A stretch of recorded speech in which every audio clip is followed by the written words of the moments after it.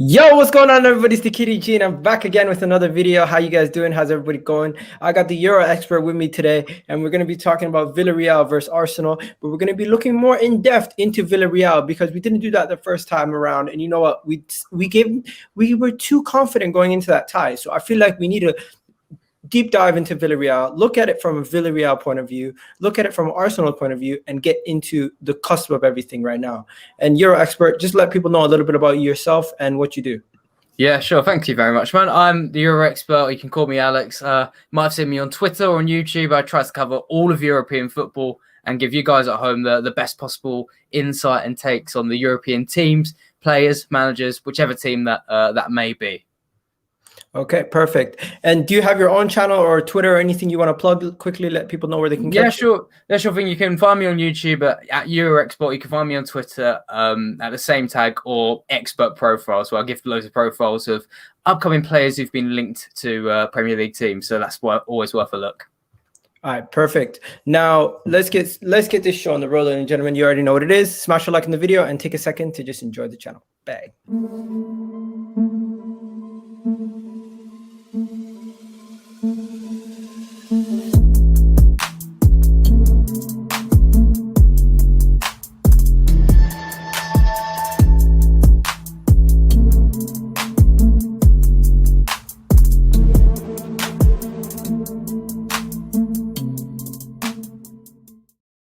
Yes, people. Okay, so you guys already know I got your expert and myself. We played the first leg, and you know what? We got a rude awakening. In the early minutes, we conceded 2 goals, and then we luckily got a penalty from Saka's blatant. I don't know what to call it. Is it a dive? Is it a tackle? Is it an in between? Whatever you want to call it. We got lucky. We got away with it. We got away with a much needed away goal, and now we're going into the second leg with a little bit more confidence. I want to know what you think, Euro expert, how this went, and did you expect Arsenal to concede so early, or going into the tie? Did you have Villarreal as favorites? What did you think before you got into the tie? I was quite shocked how Arsenal conceded quite early because Villarreal were by no means the favourites. They've got a couple of really good players who we'll get into a bit more. A couple who didn't. He showed flashes of what they are on the night, and perhaps one of them isn't who you think they are. But yeah, I didn't expect them to win the game against Arsenal. I knew it'd be grindy. I knew Unai Emery would be putting up a team that's quite bitey and annoying to play, which I think Arsenal found, especially in that first half. But it was a bit of a shock to concede against Villarreal from Arsenal's perspective. And I think Xhaka had his biggest test at left back, and some parts he did okay, other parts it looked like he needed a lot of help there. Yeah, no, Granit Xhaka definitely got run by, but Dani Ceballos was the person who got exposed the most. I did not expect their midfield to be so mobile, so energetic, and so powerful. I found their midfield just overran us the whole entire time, and it was almost like they bypassed our midfield because Granit Xhaka was in the left back position. Partey was by himself at times, and Ceballos was invisible. What did you think about their midfield? Is their midfield their strongest part? What would you say is their strongest part to their game? Absolutely, the midfield is good. It's a really good thing to touch on there because the midfield in the game it combined of Danny Parejo, Trigueros, Etienne Capoue, old Tottenham and Watford fame, and Chukwueze. But it was really Parejo and Capoue ran the show despite the sending off. And Parejo's one of the 2 world-class players I was referring to. He's the one who'd get into Arsenal's team because despite being 32 years old, he covers so much ground. And he's a top assister for Villarreal, but defensively he really showed what he was about this game. And he completes like 3 tackles in sections per game. But in this game before, he was running the midfield, like you said, Partey and Ceballos. I think it was weird seeing such a lack of him on the ball, I thought, especially Partey. He felt a bit absent at times in the game. And Villarreal, definitely won that midfield battle in the first half until they started dropping deep, I thought. Then they kind of sacrificed it a little bit. Yeah. Now, what I'm going to do is we're just going to look at the team sheets quickly. We're just going to look at the predicted team lineups. Are they going to miss Capoue? Because I know for a fact we're not going to miss Dani Ceballos, but are they going to miss Capoue in the midfield? I would have as a replacement. I would have assumed they'd be missing Capoue. I wasn't sure. I wasn't aware that Ceballos would be returning. But that being said, Capuy doesn't generally start these games. In fact, his inclusion was a little bit of a surprise. It kind of showed Villarreal were going quite defensive this game to make it even more clear that they were the underdogs. Usually it's who played at the left mid, Trigueros, as partner in Dani Parejo. But even if he doesn't play, I mean, the predicted team sheet on Who Scored says Coquelin in the start. And I guess with Villarreal in the lead, that could happen. But I wouldn't be surprised if their left mid, Trigueros, moves into the midfield and Moy Gomez comes in left mid. I'd also be surprised if Bacca starts. I wasn't sure about the... I'd be a bit surprised if Bacca starts because the other striker usually partners him, Paco Alcacer. He's not missing from this game. So it's a bit weird to say Carlos Bacca will be playing alongside Moreno. Okay, so for the people who are watching this for the first time and don't know who you are, you're the Euro expert. That's your Twitter handle. And you know what? When you look at this Villarreal team, what is their weakness? What's their weakness? This is a good question. You see, it would have been in the first game. I would have said Juan Foyth. He would have been the clear weakness on paper because he's not been good this season. He's barely played. But he had the game of his life. But looking at the team sheet now, I think you could potentially... I think the right-hand side, Mario Gaspar, is still an area where you can get them, especially with Chukwueze, who is the player who goes a bit further forward. Generally, there's a lot more space on the left. And if Saka is to play on the left-hand side, as the predicted team sheet says, then Arsenal could potentially do a lot there. And the only thing is they are limited with Granit Xhaka playing. And I heard from another Arsenal fan the argument of maybe Saka should have dropped to left back and then maybe Pepe play on the left and do something there. I kind of see the merit in that. I know Chukwueze looked dangerous in the first half of the first game, but he's only got 3 goals this season. So it's not as if putting Saka against him is like a suicidal move. I think Arsenal could get away with that and really target Villarreal's right-hand side. Yeah, no, I definitely agree. For us, I would say obviously the left-hand side for us is going to be our weakness. If Granit Xhaka is isolated one-on-one versus Chukwueze, we're going to have problems. And also if they get any of their strikers out wide with Rob holding one-on-one, he in a situation where Callum Chambers is too high up the pitch, we could also be in a problem on that end. So I would say the two people on our back line that you target is most likely Rob Holding or Granit Xhaka. Luckily you have one as a right-footed center back and the other one's a left-sided left back. But Granit Xhaka did start to play better throughout the remainder of the game. He dropped a little bit deeper. He did not let himself get too caught isolated on one side. But let's talk about this. David Luiz. In my opinion, David Luiz missing this game is crucial because if you don't know David Luiz, what he does for our team, he is so integral to our team and our build-up play. Like David Luiz, you could just see from that game that we played the other day how he can just ping balls from one side of the pitch to the other side of the pitch, open up the attack. And even in the opening goal, he was one of the guys who created the pass that led to our opening goal. And we need David Luiz in this game, but unfortunately, he's not going to be available. Is there anyone else in our team that can play those balls? I don't think so. But do they have somebody of the likes of David Luiz that can play ball splitting passes from their defense that we should be worried about? Oh, that's a good question. Like the Villarreal version of David Luiz, I would say it would probably be Raul Albiol, just because he's got very good vision. Obviously, he's 35 years old. He's been around the block, been at Real Madrid and Napoli across the years. And he's the older half of their centre-back duo with Pau Torres. And Albiol has generally been... I will say that Villarreal centre-backs, they do start from the back. I think you saw it in the game, right? I see clearly a man with the tactics on your knowledge. But I think you could see in the game that Villarreal at times were insistent on playing out of defence, even when Arsenal were pressing high. But without... 101. Yeah. Without Albiol and Torres, they're not the key people in progression. The general idea is to get it to Dani Parejo, and he's the one who really sprays the balls. So I think Arsenal, even without David Luiz, they've probably got the better ball-playing centre-backs, perhaps. Interesting indeed. People, do me a favor. If you guys have got any questions, throw it in the chat. Obviously, there's rumors about Maurizio Pochettino replacing Arteta. I've heard of that. until it happens, I'm not going to speak on it. I don't like rumors, so you know what I mean. So no time for rumors right now. Next, guys saying, yeah, people smash likes. Let's try to get to 150 likes on this video. Of course, big up to you guys. Have you seen what happened with? Yeah, I have. Yeah, apparently, Jens Lehmann has been sacked from his position at Hertha Berlin due to supposed racist comments. So that is not good, of course.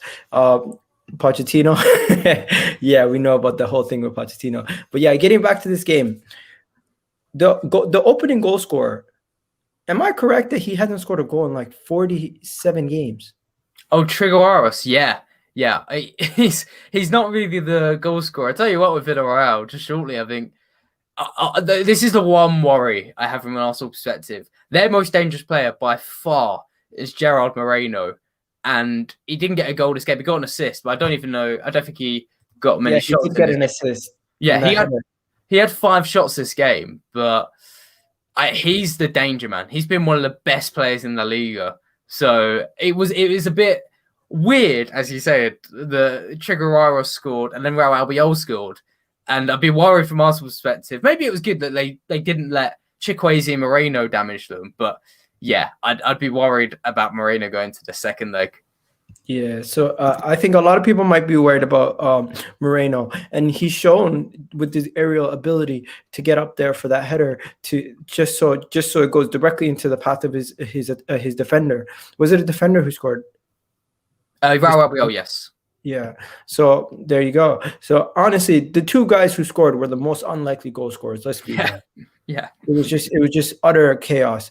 And a lot of people try to rewrite history and say this was a Unai Emery masterclass. Am I wrong in saying Unai Emery bit himself actually kind of messed up? As a neutral watching, I'm assuming you're not an Arsenal fan, of course. Yeah, I'm a complete neutral, and yeah, I kind of agree. I think Emery. I think even in the first half, when Villarreal were playing well, I think it was more about the fact that Arsenal weren't they didn't have all their players ready and they were kind of playing a bit makeshift. Like Xhaka at left back, like as you touched on, I don't think he even played bad. But what it did, it limited Arsenal down the left because Xhaka was staying a bit further back and he couldn't bomb down the left like a traditional left wing back. He isn't fully comfortable there, so it kind of limits Arsenal a little bit. And obviously they didn't play a striker in the game, which is a different decision as well. But I wasn't too sure on it. But I think even in the first half, Villarreal were perhaps benefiting more from Arsenal being not at the best. And then when Unai Emery started making decisions and started dropping the team deep and shutting up shop, that's when it all went wrong for him. And generally, it's kind of been a bit like that in La Liga. He's been, earlier in the season, he's a bit more successful, but he's really fallen off in the table. And they did win at the weekend against Getafe, but I just had it in front of me. I think they've fallen off 5th spot in La Liga, where before they had it kind of on lock. So it was kind of more of the same in a way from Unai Emery. But I'm sure you guys don't need me to tell you that. Yeah. Now, before we go into score predictions or anything else like that, do you feel like Juan Foyth or Capoue or Vincent are going to be misses for Villarreal if they're all out? Not necessarily. I think the thing with Villarreal, they're quite a workmanlike team, and besides Parejo, arguably Albiol and Torres, and Parejo, Moreno, Albiol and Torres, they're quite replaceable. A lot of them are traditionally they're quite an old team. The average age is 27.8, and they're generally like 28 to 30-year-old Spanish players. And those are the players really carrying them. Like Moreno's the only player to get over 10 goals this season. Parejo's the only one who's come close, and he takes set pieces, really. So it's kind of been... That was the weird thing from the first leg, where Arsenal actually limited their best players quite well, but the other players just kind of popped up. Even with Chukwueze doing quite well on the right. Even him, he's not... As I said, he's only got 3 goals. He's only had 11 starts this season. So, and he's only created 3 big chances. So he's not even really that damaging. Say he was out. So going into the second leg, I think Arteta just needs to make sure, before he gets into score prediction stuff, he needs to make sure that Moreno is treated with the same respect that he might have treated him in the first leg, because, as I said, he's got 20 goals in the league, 6 more in the Europa League. He's been absolutely devastating, and he's a really good dribbler as well. So, yeah, Gerard Moreno and Pereira are the ones to still watch out for, despite the misses of Iborra, Capoue, and Foyth. Yeah, so on our end, you can see we're going to miss Danny Ceballos. Not really. Let's be real. We're not going to really miss Danny Ceballos. He's going to be more. He's not going to be available. So that's a good thing in my opinion. David Luiz is going to be a miss.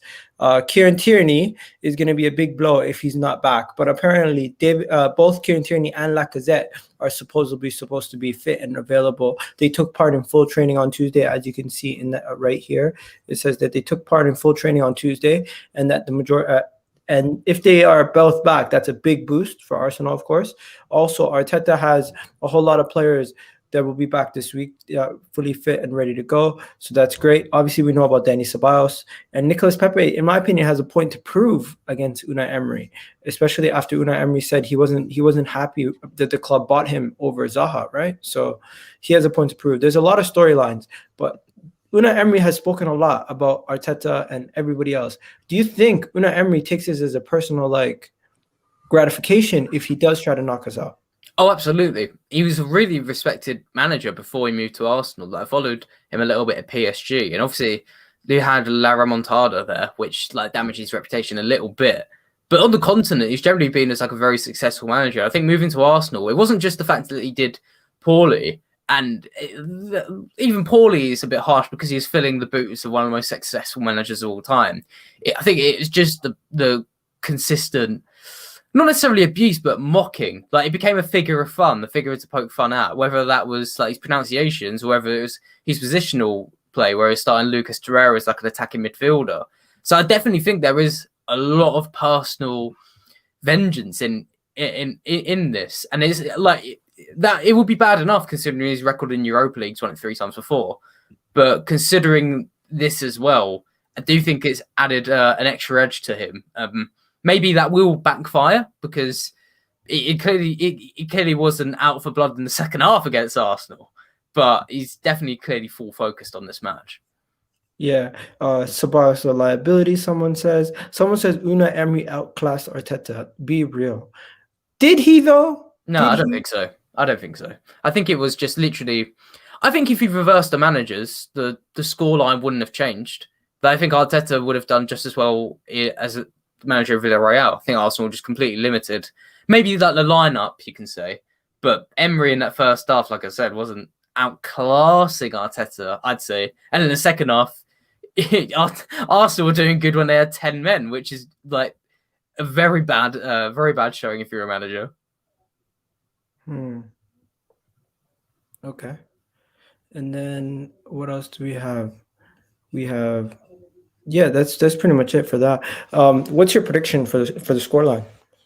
This is the toughest game. I've been looking at the Champions League, Europa League. This is the toughest game I'm finding to predict because obviously I didn't expect Arsenal to have that scoreline in the first game. But I do back them to go through over this. Despite Emery's record, I think provided Arteta starts a more functional lineup, maybe I think he will. And I think in the first leg he was a little more experimental with Smith Rowe apparently playing up top, and I know that changed throughout the game. But I think he'll go with an Aubameyang up front this time. And I think at Arsenal, playing not even to their full strength can put this Villarreal team aside. But the players generally are relying on good discipline and good unity and being more of a defensively tough team. But it's not as if they've got any exceptional players in this team. And I think man-to-man, Arsenal are better. And Arteta, should he not do anything over the top or ridiculous, I think they can come back in this. I know they're 2-1 down, but I think Arsenal should still win this tie at least overall and go through. Okay, interesting. Now, there's people saying, you guys confident tomorrow? I'm confident. I don't think he's an Arsenal fan, so of course he doesn't have a skin in the race. I'm confident on your behalf. Yeah, you're confident on our behalf. Okay, that's great. I reckon Arsenal make it through. If you get to the final. Do you think you'll win it? I think in a one-off game versus Manchester United, we could definitely beat Manchester United. It's going to be tough, but we definitely have the minerals to get through. If we get through, to beat Manchester United. And you know what? Arteta has outdone him in the past. So he's done well in finals. Yeah, he's done well. He's done well in finals also. Emery will park the bus. Of course, Emery will park the bus. You're gonna win, Iga. I hope we win. Easy win for you, man. Yeah, hopefully it's an easy win. Of course. Man United will show who's daddy. Man, guys in the comment section are going in. But yeah, let's get back into this. Let's be real. Villarreal. We always look at Arsenal and we say they're the big club, everything else. Is Villarreal that close in quality to Arsenal? I don't think so. I think, even though Arsenal, I feel like we've said it every year over the past 10 years, they're in a transitional phase in some sense. Like I said, man for man, Arsenal should be levels above in quality. I mean, like I said, if you were to make it a bit easier and rather than to waffle, I guess, if you're looking at the Villarreal side and saying, okay, which players based on the quality of their players get into Arsenal's team, the only ones would be Danny Parejo and Gerard Moreno, and then arguably Pau Torres at centre-back. He's been long hyped for a long time, but he's only won about 55% of his tackles. So he's not even like a massive step up on the current centre-backs. But Parejo and Moreno are the only ones I think who would get into the Arsenal team. Yeah, someone said they think the game could it could get cancelled if the protest goes ahead. They try to get it cancelled. I don't think so. I don't think they're gonna get the game cancelled, because I think there's gonna be so prepared. They were prepared the first time around. They were so prepared the first time around that I don't think it's gonna get cancelled. In my opinion, I don't think it's gonna get cancelled. I generally feel like it's gonna go ahead. Right? Do you know Villarreal's weakness? ? And what can we do to smash them? Villarreal's weakness is probably catching them on transition. When they've conceded, it's been when they've been caught mid press or they've been caught up the pitch, and then Arsenal quickly play through them. Because when Villarreal drop back into the defensive setup, it's a bit more difficult. But even you saw at the end of the game, right? Aubameyang came close a couple of times, getting in behind. That's when to catch Villarreal to play vertically quite quickly and try and attack them directly rather than a slow build up, because they enjoy the slow build up. Yeah, I hear that. They definitely it's definitely Unai Emery style team. The moment they get on top, they kind of almost like they're like, they don't care anymore. Yeah. That's kind of how it is. It's very annoying. But score predictions for me, you know what I'm gonna take. I'm gonna say we're gonna get in there and it's gonna be a shaky one. We're gonna get a 2-1 win, and it's gonna go to pens, I bet you. That's how it's gonna end up going. It's gonna be a situation where we're tied on aggregate 3-3, and it's gonna be a situation where at that point it's gonna be a shaky one. What do you think? Oh, I'm sort of inclined to agree, just because of Gerard Moreno's form. And the fact that, like, to make it clear, as I said, he's not even just like a good finisher; he's a very good dribbler as well, all-rounded player. But I'm leaning towards. I'm trying to think. It would get you through an Arsenal 1-0, wouldn't it? Arsenal winning 1-0, level up Villarreal, no away goals, because I think Unai Emery is going to approach this game quite defensively, and as he didn't, he approached the first leg defensively, and that was the leg they needed to win. So, goodness knows what he's going to do in the second leg. I think they'll be playing deep from the start, and I think Arsenal will score, and it'll be down to how well they shut down Moreno. If they shut down Moreno, I think Arsenal can see out a clean sheet and win 1-0. Wow, there's reports that Sarri could take over Arsenal manager if Arteta was to be sacked. What's going on? Things are moving quickly today. That's a video for another day, I guess. But Sarri could be a match made in heaven for Arsenal with the style of football he plays. Yeah, I kind of see that. I'm inclined to agree. It depends if Tottenham get him first. I don't think Tottenham are going to get him. I don't. Although this was what happened when we were linked to Jose. We were linked to Jose, and then immediately Tottenham came and they got Jose. So it's like you never know with these. You never know with these kind of situations.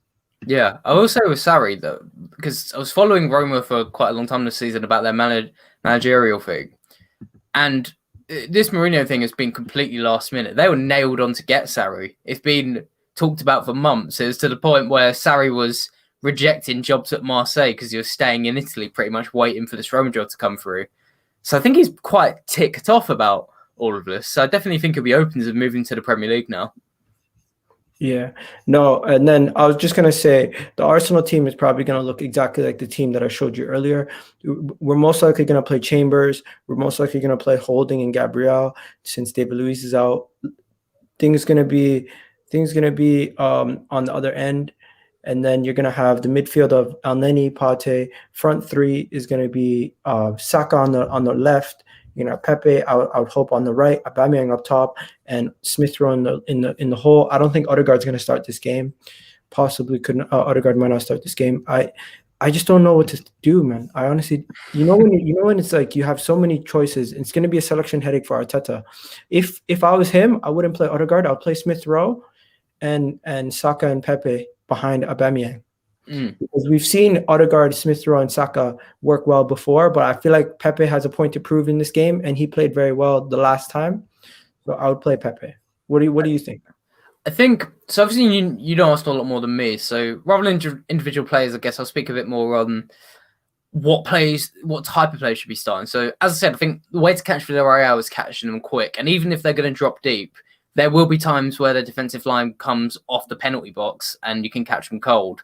So I think Arsenal need to start their players who are not going to slow the game down, the ones who are going to make a quick pass or are likely to dribble. So perhaps your best dribblers. So in my head, I'm thinking that's Saka and Pepe. And I think Arsenal need to start. I mean, I'm not sure how expansive your options are in defence, but starting your quickest defenders, I would say, rather than the best 1v1 defenders, because if Emery's going to sit back, Arsenal can push up, and Villarreal's players are Chukwueze. They're not extremely quick. They're not going to catch Arsenal cold getting in behind. So as long as Arsenal have moderate pace to keep up with it, I don't think they'll be caught 1v1. So to play a high line and play quick football, I think that's the sort of players Arsenal need to start. Yeah, so more direct players, yes, like a Pepe and Saka, and less Odegaards and Smith Rowe together, less midfielders playing together as wide forwards, right? Yes, I'm not too sure about Odegaard and Smith Rowe starting together because correct me if I'm wrong, in my head they're a bit more like to get on the ball and make a spot on pass, right? Yeah, but we've played them together plenty of games since the turn of the new year. We've done it in the Leeds game where we scored a lot of goals. We've done it in Europa League ties where we've needed to win the game, and we've gone with Saka, Odegaard, and Smith Rowe. So I just don't know with Arteta. Sometimes he does things you just don't know what he's going to do. I know the feeling watching different teams around Europe. You just don't know what his tactics are going to be. Like, it's very frustrating as a fan to support the team and support the manager, but when he's making decisions that you just don't understand. Like, I know Thomas Tuchel does the same thing, but he has the history in the backing to say, you know what, he's done this before. Where Arteta, when he makes those decisions, I think when Tuchel's done it recently, after the game Chelsea's usually won and everyone kind of goes quiet. I guess with Arteta the difference is they've not always won, so the sort of confusion remains. Yeah. All right. We got our first caller. My guy, Nitish. Nitish, what do you got to say, bro? I think with the stories that are coming out. Yeah, are you able to hear me? Yeah. Yeah. I was saying with the stories that are coming out today about Arsenal possibly considering Maurizio Sarri as an option to replace Arteta at the end of the season. I think Arteta better win this game. I think we have the quality, we have the team, and we are getting back. If we are getting back Kieran, Tierney, Lacazette, Aubameyang into the team, we should be winning this game. And I think this is Arteta's big chance to silence his critics. If Arsenal go through, a lot of these guys who have suddenly become Emery fanboys will be probably saying that, okay, Arteta got him over in the home leg and he's gone through. So this whole comparison will probably die down. And I think that could help Arteta build a respectable image heading towards maybe the final of the Europa League. So some of these Arteta out fans may suddenly say, okay, we have a Europa League final in our hands now. It's time to maybe back the team at least for the final, and then see what happens with Arteta. Yeah, interesting. So do you think these rumors are false, or they're just to scare the manager, put some pressure on him? Honestly, Sarri at Arsenal, I don't want him at Arsenal. He couldn't even keep the Chelsea dressing room together for one season, and even a new kid like Kepa at Chelsea did not respect him enough to like say, okay, I am injured and I should just go off and listen to the manager. Uh, I think that he's not a guy who can control a big dressing room. And Arsenal, with the kind of problems that we have already, the fan base would destroy him possibly if he tries to do something extraordinary at Arsenal. I would rather go for some manager who can manage and handle the fan base equally as much as he manages the team. If you remember one thing with respect to Chelsea, there were a lot of complaints about the extra sessions, training sessions, and the extra kind of hard work that he was making the players do. And even Aspilicueta came out and said that when we went on the pitch, we were already tired, we were already exhausted, like we played a half already, something like that. So yeah, go ahead. I was just saying, would you counterpoint? Because I do get that, and I think Sarri I think his biggest downfall was the management of the squad, like on an emotional level and keeping them happy. But on the other side, I mean, I don't know, this is Arsenal channel, so I might get kicked off for mentioning this game. But 2018-19 Europa League final, if you rewatch that game, I don't know how it went down with the Arsenal fan base at the time, but if you rewatch the game now, it's clear Chelsea were just a complete level apart. And throughout the season, Sarri under Chelsea, or Chelsea under Sarri, it did go through levels, right? It started well, then it felt like it was really stale. By the end, they were genuinely one of the best teams in the Premier League, and they dominated that cup final. And I think a large part of Frank Lampard's success was down to that repetition of Sarri's training sessions. So would you take Sarri if you consider, like, it maybe if his man management was slightly better, but would you take Sarri based off how well we did end up getting Chelsea playing? See, Chelsea played well in that final, but how bad were we? And the other thing is, if you remember, in the road to the semi-final and the final, Chelsea wasn't dominating. We were rather dominating. But that final, I don't know why we didn't show up. Was it Emery's nervy feet, or was it the squad not just up there? I don't know what happened exactly. But I'll give you one example. Even Roma, even Tottenham, they have not gone in for Sarri. Big up. Roma and Tottenham have rejected the chance to sign Sarri, and now there are rumors linking him to Arsenal. Roma is also a good big European club, and they decided that, okay, we have the option to sign Maurizio Sarri. Let's go for a Jose Mourinho instead. Even Tottenham definitely rejected him, because there's been a report of today that they'd actually made a formal approach. After the approach was made, they rejected him, and now the links are with Arsenal. Yeah, 1 second. Let me just introduce everyone in. So we got Harry and we got Kossi. Kossi, big up to Kossi, man. Man's got his own channel up to what, 20K now? Congratulations, bro. Thank you, bro. No problem. So yeah, just before we answer the Sarri questions, let's just get back to the game.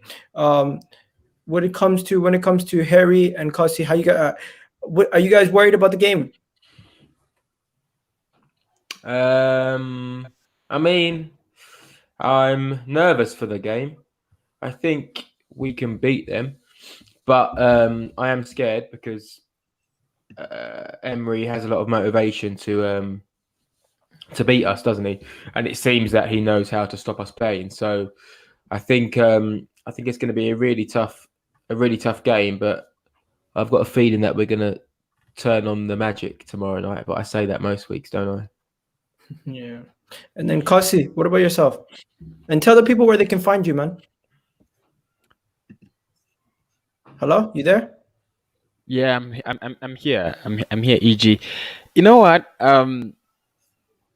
Yeah, I mean, everybody's panicking. If you're an Arsenal fan and you're saying you're not panicking at this point in time, you're lying. You're just trying to make yourself confident. But the truth is, I've been doing Mikel Arteta's press conference today, and they said we've been here before. I don't think it's been sliding through, the past stages. Benfica, there was some panic moment somewhere. Olympiacos, we had some panic moment somewhere. Slavia Praha, that late equalizer. Going into the second leg, we had some panic moment somewhere. So I think I won't be surprised if Villarreal kick us out, because they already have an upper hand. We are already very poor defensive wise at home. We have lost a couple of games at home, and we really concede at the Emirates Stadium. But still, I won't be very surprised if we go through, because this is the way. This is just characteristic of what our Europa League season has been on the knockout stages. You're playing Benfica, and then you're panicking, and then you see yourself through. You're playing Olympiacos, you're playing Slavia Praha. The panic moments have been there. We just need the character. We just need the attitude. I think all of us are scared. I think the squad, the players must be a little bit more scared, because this is now a very big game. And probably we should have done better in the first leg. Our performance was very poor, very poor. They will regret. They'll regret that.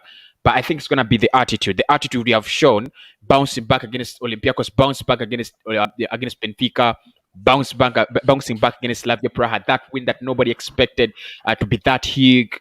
I think we shall go through, but the panic mode is on, bro. I'm still in the panic mode. Yeah, no, everyone's kind of panicking. We were just breaking down the team and everybody else in the Villarreal team, and I was talking to a Euro expert, and he was saying how they really their weakness is really their right hand, their right side. So if we play Saka on the right, we could on the left, we could utilize that, and we do attack down the left a lot. So do you feel like knowing that we still have the better team, and we're going to be going with the midfield most likely of Elneny and Partey with Xhaka as a left back, is that how you guys would set up, Harry and Kossi? Yeah, I think it depends obviously on the fitness of Kieran Tierney. If he's fit, I assume Xhaka will go in the middle, but it looks like he's being introduced slowly back into the team. So yeah, a midfield duo of Elneny and Partey, I think is all we have. Essentially, we have no other central midfielders. And then the front three, it's interesting because Emil Smith-Rowe was obviously rested on the weekend. I have a feeling he'll go with Emil Smith-Rowe, Ødegaard and Saka. So I think you might actually see Emil Smith-Rowe on the left-hand side. So I'm not sure if he's someone that can get at a full-back who looks a little bit suspect as much. He's a bit more of a ball carrier, isn't he? I'd personally be inclined to start Pepe, actually. And now I'm thinking of it, maybe Pepe will start and he'll save Emil Smith-Rowe on the bench. On the right? Either or. I mean, Pepe on the left, Saka on the right. I mean, I don't think it makes too much difference, to be honest. I think Pepe's decent games have come from the left wing recently, so I'd probably start Pepe on the left. And as he was rested against Newcastle, maybe Arteta's planning to start Pepe as well. Okay, so before we get back into the Sarri stuff and everything else, yeah, what is this? What is this? You're I've been expert. oblivious today. I've been oblivious. You're expert. If you gotta go, man, you can just jump out whenever you're ready. Okay. Oh, no, sorry, man. All right, and then we're gonna add Kossi and Artekas and Abdullah in here, guys. Just before we go into the next part of the topic, the whole Sarri thing, do you guys wanna touch on your predictions? So I'll start with you, Harry. Okay, so Hart says 2-0 to Arsenal. Head says 1-1 home draw. Okay, 1-1 home draw. So that would mean we'd lose. Yeah, I've got a feeling that we're going to score quite early on, and they are going to sucker punch us at the end. It's just a horrible feeling that I have, but hopefully I'm wrong and we do win 2-0. What about you, Kossi? Well, I think we will concede. I'm almost sure we will concede. We will score 2 goals in that game. 2-1 full time. We shall have the extra time. We shall score a 3rd goal, and we shall go through. So I hope I'm right. Okay. Attackers. Yeah, I'm going for 3-1 Arsenal win. Over hat-trick. Okay. Abdullah? 1-0. 1-0 or 2-1. Furthermore on that, 3-1 Arsenal goes to penalties. Don't ask me who wins that. Okay, yeah. So similar to what I was gonna say. I was saying 2-1 is gonna go to penalties. And then Velvishwan? 1-1. Okay. So yeah. So now for anyone who doesn't know, Harry, there's rumors that Maurizio Sarri is possibly being lined up as a replacement for Arteta if we were to sack Arteta in the coming weeks or months. And this rumor has come out from LT Arsenal, their source is the Italian newspaper. And I'm not sure. Have you guys heard of this? Kasi, have you heard of it? Yeah, I've seen it, bro. Seen it. So what did you see from the article if you read it?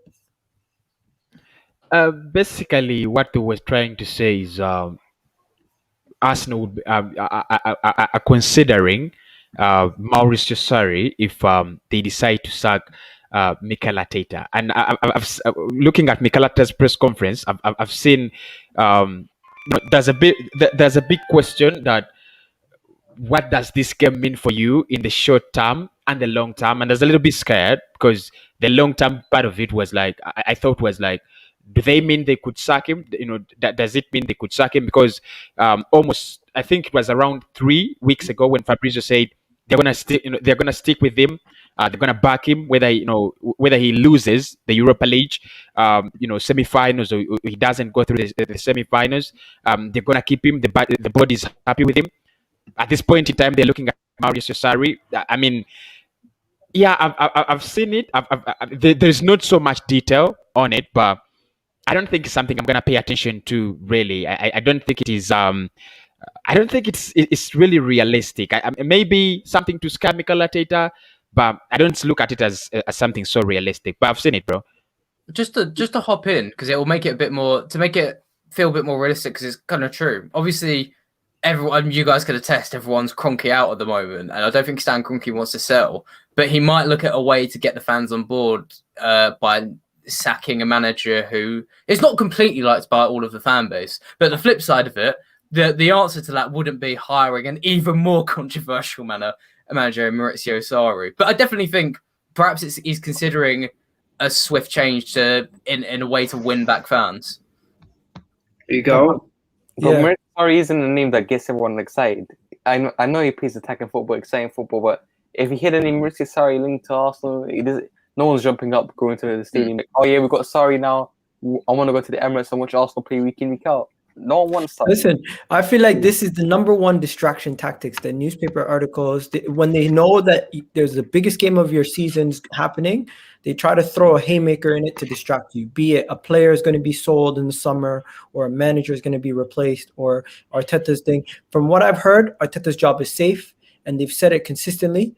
The only way I could see him losing his job is if we somehow have a capitulation at the end of the season, even worse, and we don't win the Europa League and we don't get any higher up the table and we just drop more and more, and the players he loses the dressing room and it just goes to shit. That's the only way that I could see him getting sacked. This whole thing, this rumor, it's from an Italian newspaper. We have to take it with a grain of salt. It's not somebody who's really close to the club, most likely, and it's probably someone who's closer to Sarri and his team getting this information fed to them.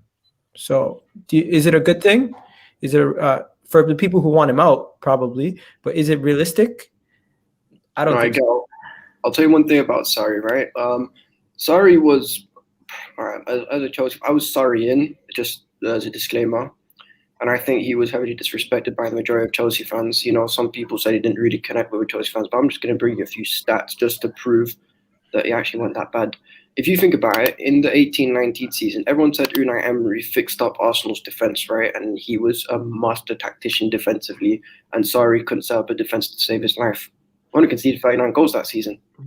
Fair enough, we didn't score that many, but, you know, we only conceded 39 goals, which was third to the two best teams in the country at the time, Liverpool, Man City. Not to mention, his team percentage as Chelsea manager, for everyone saying it was like a transitional period, was 64% pretty much. So I think the disrespect that's put on Sarri is way too much. Personally, I think he'd do an amazing job for Arsenal because it's set up for him. It's set up so perfectly for him. He can make he got the best out of Eden Hazard as well. He could probably get the best out of Aubameyang. He could probably get the best out of Saka, Smith Rowe. He'd actually turn them into ballers. And I'm not trying to gas him up. I'm speaking pure facts right now. Everything I've said about Sarri is based on evidence we've seen in the Prem. Yeah, he's seen as boring. Yeah, people do like to give him a bit of stick because he's quite stubborn in the way that Wenger used to be. But trust me, if you brought him in, gave him a year to implement his ideas, gave him a bit of dough, you'd easily be a good team. Listen, the only way I want to get to Harry quickly. Bringing an elite level manager. I don't Harry. see Maurizio Sarri as an elite level manager. I see your body he's not language, elite. and it's kind of like you don't want to buy into this. Oh, I'm not going to buy into it, and I wouldn't be happy with it either. I just think it's a rumor. I think if you look at Arteta's position, it's not totally secure, so it just makes sense for journalists to link any unemployed managers with the position. And I would not want Sarri in a million years. I know the stats that Abdullah just read out a call for Sarri and stuff, but no way, not at Arsenal, not for me. I just don't think it's a fit. Sometimes you just have certain managers that kind of fit the ethos of the club or the vibe of the club, and someone like Sarri for me doesn't really represent what we're about. Not to say Arteta does massively, but just Sarri's aura, his decorum, just the vibe of him. Not about Sarri, I'm afraid. Samuel, you're gonna say something? Yeah, listen. If we're gonna get rid of Mikel Arteta, we need the elite level manager. Maurizio Sarri isn't that. Yes, we had a good season at Napoli, but he didn't win anything there. People were raving about the Napoli season when they took them second. Yes, they only won the league, but did they win anything at the end of the season? They didn't win anything. I personally think Sarri isn't an elite level manager. Maurizio Sarri, okay, is not better than your top level manager. He's not better than Allegri in my eyes. He's not even better. I think it's fair to say Sarri didn't really inspire Chelsea fans, right? Is that a fair assessment of him? He didn't necessarily inspire you. It was quite split, I think. It was quite split. Yeah. In terms of the football he played, I'd agree. Yeah, so I think I think we'll just have the same problem. Like, obviously, it is about the manager's ability and his track record, and essentially what he won. And obviously, at Chelsea, he beat us in the Europa League final. But if you've got a manager that doesn't inspire a set of fans, then that instantly creates this divide and uncertainty. So I think to bring Sarri into Arteta is like you're just bringing a more experienced person who's going to give you just the same amount of uncertainty. He doesn't play attacking football. He's an Italian coach. They're known for their defending. We don't really have any Italian links in our club previously. For me, it just doesn't make any sense as a match, and I'd find it terribly uninspiring if we got him. Yeah, they didn't get into 2 finals in his first season. Sorry, Exactly. He got into the Carabao Cup final and he got into the Europa League final. But if you want to win a league title, you ain't getting Sarri. If you want to win the top level trophies, you don't want Maurizio Sarri. One second. We got Ronaldo. Okay, 1 point. Just by 1 point with Cristiano Ronaldo, they were by far the best team, and they won it by just 1 point. Let Euro expert go. What were you going to say? I was going to say on the flip side, because just away from the stats thing, let's talk about Harry's point there, because I think that was really strong. I do kind of think that Sarri, as a figure, take away the stats and his performances out of it and what he gets out of the team, because it's a separate conversation. I do think he's a divisive man. And I think I respond with that. I kind of get the Arsenal sort of thing. A few people in the comments as well saying, not sure about it. But in terms of division, I don't think you're going to get a manager that unites the fan base in any way anymore for any club. Like, you look at Thomas Tuchel at Chelsea. Even right now, there's still detractors for him. There's still a debate going on about him. So is there any manager you guys can think who would come into Arsenal and truly unite the fan base, even if it was like 80-20 in favour of him? I'm not sure that's possible anymore in our day and age. I don't even think Henry could unite Arsenal's fan base. I don't think he could. He wouldn't be good enough. The only manager I'll say it's unrealistic. Pep Guardiola, Jurgen Klopp. That's it. Yeah, I think from a player's perspective as well. I think we forget how important that manager-player relationship, and someone like Ole Gunnar Solskjaer, even though he's not known as this, tactical. I'm not disrespecting him, but he's not known as an inventive coach. But because he has got the players on his side, and because the players like to play for him, they've overperformed in that sense. So I just don't see Sarri coming in and inspiring the fans or the players. That's a problem. That's the problem I have with that. Yeah. With that sort of name being mentioned. He'd be sure to alienate some people. He'd be sure to alienate some players. I think the man management side. Can I ask you guys a question? Yeah. Oh, so you go, Christian. No, that's all right. So you can go, bro. Go ahead. Yeah. So, question for the Arsenal fans. Your ambition is what to get back to the Champions League, right? Yeah. So, wouldn't you take Sarri to like implement that ambition? Like, okay, I'll come into Arsenal. I now want to take you guys to the Champions League and build a team further down. Would you want a manager like that who has the ambition to go to Champions League? I get that. Of course. But what makes you think Arteta doesn't have the ambition to get us into the Champions League? He's literally 2 games away from it. I don't think it's a thing where Arteta doesn't have the ambition. It's just whether he's good enough. Just him in general. Is he good enough to get you? I think Arteta is an ambitious person. He's very confident in his managerial ability, but does he need to reality check himself, or do the Arsenal fan base need to reality check themselves and ask themselves, is he really good enough? I don't think anyone's ever doubted Arteta's ambition. Yeah, that's the question. The jury's still out on Arteta whether he's good enough or not. Totally, and that's probably why we're being linked to other managers. Arteta certainly isn't the finished article, and nothing's going to be guaranteed. But like Igal said, we are 180 minutes away from playing Champions League football. So I think until then, the Sarri conversation just seems like just poor form. Listen, Sorry, listen. Yeah. One second, let's just... No, before you go. Sorry had Juventus, okay? He had Cristiano Ronaldo, plus he's one of the best ever players to play in Champions League. He got knocked out by Lyon.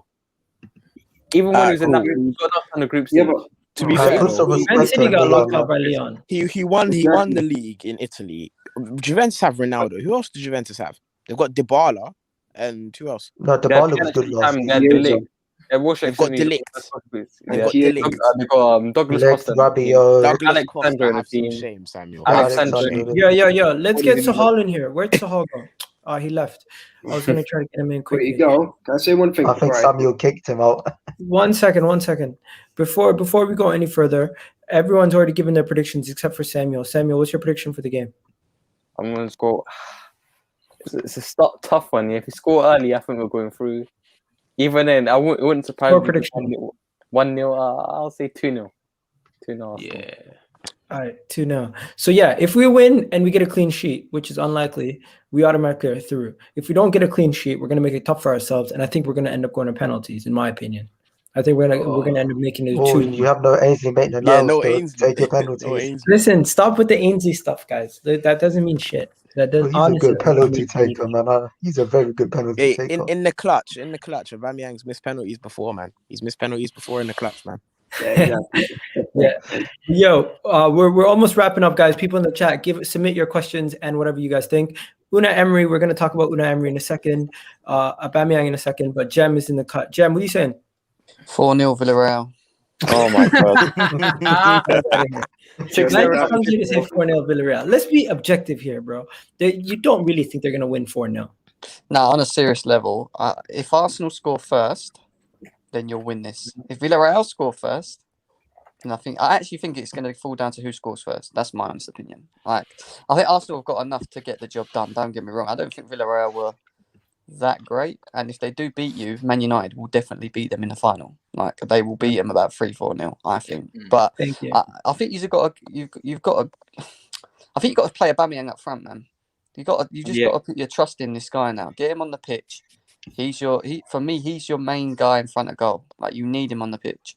Get him in the game, play with him, Saka, whoever else, and get the job done, man. You should be able to beat these guys at home. Come on, man. They're not even that good. Ego, just one point as well. I forgot to mention Villarreal because just another thing about who should be starting. I think I forgot to mention Villarreal are like in the bottom 3 in La Liga for tackle success rate. Basically, whenever players go 1v1 against them, more often than not, like about 50% of the time, they don't win the tackle. So I guess Arsenal as well should probably start maybe their best dribblers, their best players at take-ons, just as another side point. That's true. That's why I think. Okay, guys, when it comes to the lineup that's going to start, I think the lineup that's going to start is going to be straightforward. We're going to start a back 4 of Chambers, Holding, Gabriel, and if Tierney's fit, Tierney. But I think Tierney's not going to be fit, so it's going to be a situation where we're going to have Xhaka starting at left back. Are you guys? Everyone's okay with that back 4? I think that's fair. We're not saying. I'm saying that's what Arteta's going to pick. I'm not saying that's. Might just go to back 3. If you ain't got a left back, Nah, No, back but we're not going three. to change to a back three because we've seen when we change to a back three, we can't score a goal. Yeah, you Why? don't You're just concede, going to right? invite more pressure from Villarreal if you go in the back three. What about if you start a back four and there's 5 subs in this Europa League? So if Tierney's not completely fit, you could probably have him on 45, 60 minutes. Yeah, That could that's work. fair enough. Yeah. Good But point. of course, Ceballos is out also, so we're going to go with El Neni, Pate in the midfield if Xhaka's left back. Mm. You're laughing, but he's better than Arteta needs to Ceballos. go out for this. Yeah, he is Go better all than out in this Ceballos. game. But again, we shouldn't be congratulating Elneny for being better than Ceballos. It's not hard. Don't display that, man. Leave him alone. Okay. There's a lot of rivals in here. So, guys, understand. We're talking about Arsenal here. We're not talking about. Don't compare it to your standards. I right didn't now. say anything about United. I just Yeah, said but we should Christian, it's compare. good that Ceballos is not playing because he's a liability for Arsenal. It is better for Yeah, better for Arsenal. exactly. It's better for He- Arsenal without It is. Ceballos. Okay, so Ceballos this is the is team. This is combination. the team that I have. This is the team that I think is Arteta will most likely play. And I'm going to ask the Arsenal fans first before I get everyone else's opinion. This is the team that I think is going to start. I think it's going to be Leno in goal. I know Matt Ryan has been spoken about lately, but I think it's going to be Leno in goal. Then you're going to have Chambers right back. You're going to have Holding, Gabriel, Xhaka, Elneny, Pate, Smith Rowe, Pepe, Saka, and Aubameyang. No, actually, no. You guys go first. Yeah, I think that's going to be the lineup. I agree with that. Harry? No. No, I think he'll go Odegaard above Smith Rowe. Just a feeling Really? I have. I might be wrong. Yeah, I think so. Just for a bit more experience. Saka Did left back. you see Odegaard's performance though in last game? I don't think I think he might trust Smith Rowe a little bit more in this game. Yeah, I did. But I just feel like that pass that Odegaard played out to Martinelli. Not to say that Emil Smith Rowe couldn't do that, but Emil Smith Rowe usually occupies different positions, like in between the strikers or a bit close to the striker. I think he might want someone a little bit with a bit more playmaking abilities. So I think that's why he'll go with Odegaard. But listen, I mean, I could be wrong. Who knows? He might play a full striker and 2 goalkeepers. I mean, Just a stat from that first game. Obviously, both players started the game right. Odegaard made 3 key passes. Smith Rowe made none. So I guess that's something else to throw out there. One thing I Yeah. do think, the only change I see Arteta making to this team is having Saka on the right and Pepe on the left. That's the only. Put Willian in there, man. What's wrong with you? No, but also David Luiz. Why did we risk him against in the last game? Yeah, I thought the same thing. But the truth is, if he hasn't played any minutes at all, to play him against Villarreal with no minutes in his legs is just as a risk as trying to get him some match fitness in the Newcastle game. I thought the same thing. I think it was just one of those ones where it could have went either way. No doubt, if he hadn't kicked a ball up until tomorrow night, he's probably going into that game, with similar problems. But it is annoying. Someone in the comments is saying, "Why would you start Saka on the left?" That's what I said. I would say right. The reason why I'm saying Saka on the left is because he's more of a nightmare linking up with Aubameyang from the left. But Also, you have to remember Kieran Tierney's not playing. So if Granit Xhaka is playing left back, who's actually offering us anything going forward from the attacking end from that left? Why don't you just put Saka before you left back? switch Saka left Let back. Samuel go. Xhaka in the mid and Martinelli up top. Yeah. Yo, I think wait, it's- wait. You need Pepe on the Martinelli? left to go What? out 1-5. No, in the Fox left, is not good right now. instead of Saka, I will play Martinelli. Okay, so you're not playing Pepe at all. No. He's saying take Xhaka Yeah, off. you need to play Pepe in this game. Take Xhaka off. Yeah, and put take Saka Elneny left back. off, put Shaka in Elneny's position. No, in Elneny's position. Elneny. And remove Elneny and put Martinelli. Okay, so where's that's a Saka shout. gonna play? That's a good shout. Saka is playing Saka left back. Yeah. Yeah, I think the Saka left back story is finished though. I mean, he could have played left back in like the past 15 games, and Arteta hasn't put him there once. So I just don't think Saka's going to play left back. I can't see that happening. One, apparently Arteta hates Martinelli, so some fans say that. So I don't think he's going to start this game just because of that. And then 2, realistically, if he was going to play him at left back, I don't know. Apparently, if Arteta loses this game, he could be sacked. Do you guys believe that? Doubtful. I doubt it. I don't Also, see don't any sack pressure on his managers. What are name. you talking about? I don't think Depends, he doesn't will. it? Yeah, Depends I don't who know. I the just owners seen that are. come up on my Depends who phone the right owners now. are. Big up Dele Alli in the chat, man. Anyway, so we know realistically the lineup is going to be similar to what I showed. It's just is he going to play Smith Rowe or is he going to play somebody else? Is he going to play Martinelli or Pepe? Those are the kind of questions we're asking. When it comes to defense, I think we already know if Tierney's not 100% fit, Xhaka's going to play left back. And if I was the manager, I would risk Kieran Tierney for the opening 60 minutes and then sub him off. Why do you think Arteta put Chambers on against Newcastle, right centre back, and not Holding for a rest or? Ooh. Because then that had me thinking, why are you playing Chambers right centre back? Is that because he's better on the ball than Holding?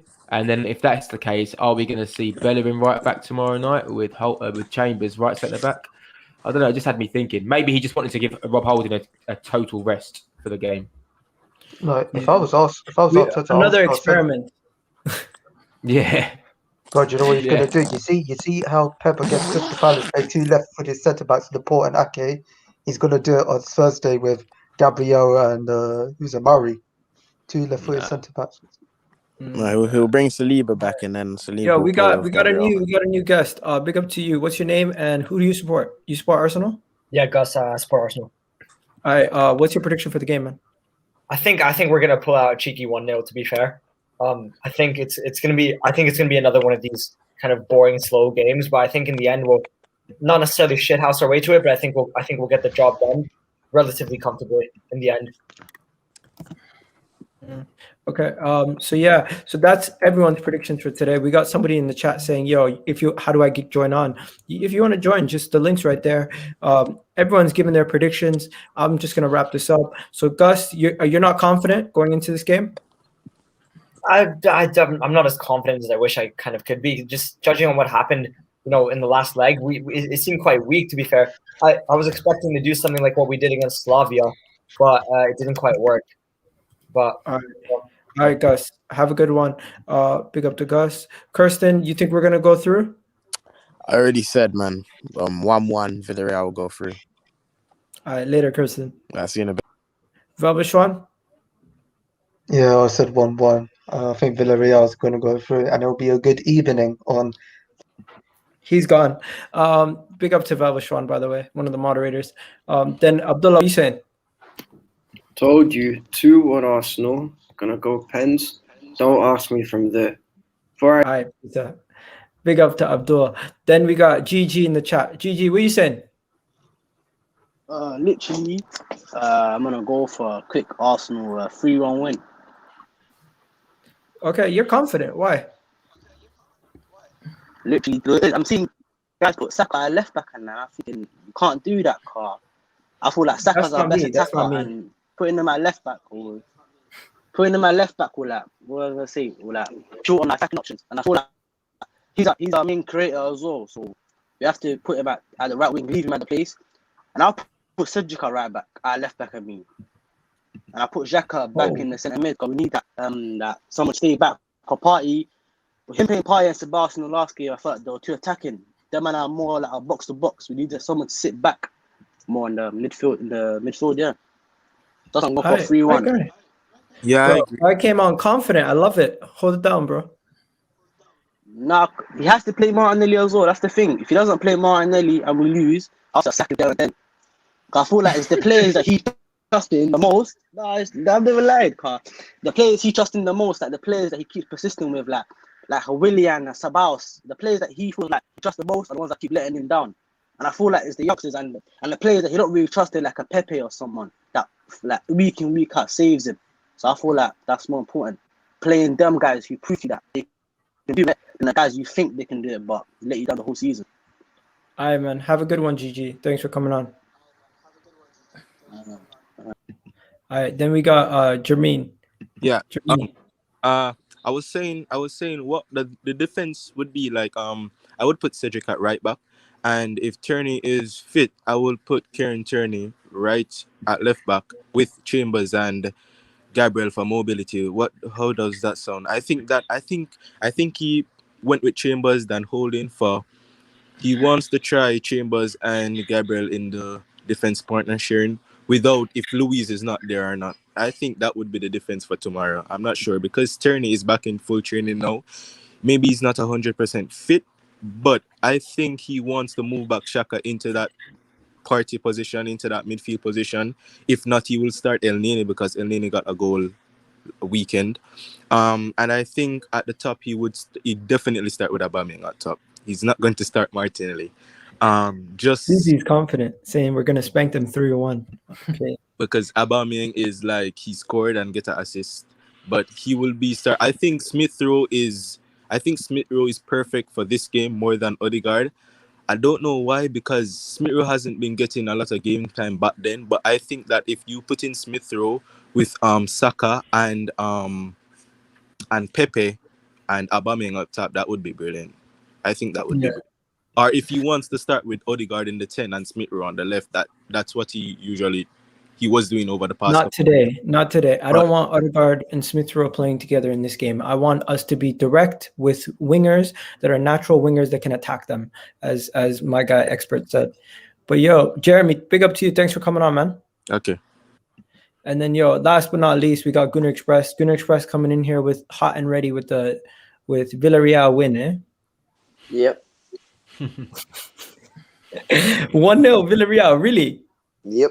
I don't trust the manager. I don't trust the manager to put out a decent lineup to win the game. That's it. Okay, who do you want to start? On Matt Ryan in goal, which won't happen. Matt Ryan for me has more fight, just like Emi Martinez had. So in a cup competition like this, he's the better option. Okay. Matt Ryan. What else? Centre backs, Gabriel and Holding. I think it's harsh to drop Mari, but it's going to happen anyway. Gabriel Holding are going to start. I can guarantee you that. Right back. I don't. Cedric's not going to start. I can tell you that right now. Yeah, I know. That's what I'm saying. I don't care for Chambers at right back. I want someone who can actually attack the ball. Continue. Left back, I want Saka. That's not going to happen. Yep. Two midfielders, Xhaka and Partey. Xhaka will be left back anyway, so that's not going to happen either. Yeah. Smith Rowe in the 10 because Odegaard ain't good enough. I've been saying that for a month. That will probably won't happen either. And then Martinelli on the left, Pepe on the right, and Aubameyang up front. Wow. Crazy. Yeah, honestly, it's going to be an interesting conversation. We'll see. I think Cedric, you never know about Cedric tomorrow. I mean, I think maybe Cedric starting left back is a possibility, thinking about it. Look, Xhaka was under pressure last Thursday when they got at him. Obviously, if we keep the ball and we dominate possession, then it's totally fine. A bit like at Newcastle, where granted Xhaka will never be exposed, but it's totally different against Villarreal. They play with wingers, they play with wide men, overlapping fullbacks. So Xhaka, could have another tough night, which is maybe why he'll go with Cedric if the desire to put Xhaka next to Partey is greater. Who knows? Who knows? Yeah. Guys, that was it for today. You guys already know where to catch Gunner Express. He's got his channel, The Gunner Express. You guys know where to catch Cussi. Cussi's got his channel, The Arsenal Podcast. You got Nitish, who came on Beyond the Post. Euro Experts on Twitter at Euro Expert. DJ Harry, it's DJ Harry on Twitter. And big up to everybody watching. Appreciate you guys catching up with us midday or evening, I should say, on a Wednesday. Thank you for watching. And we will be doing the live stream and live watch along tomorrow, also for the game, so stay tuned for that and have a great evening, guys. Bye. What's going on, everybody? I need you guys to go check out my channel and subscribe if you're new, and don't forget to subscribe, hit that button and hit that notification bell while you're at it, ladies and gentlemen. EGTV, you already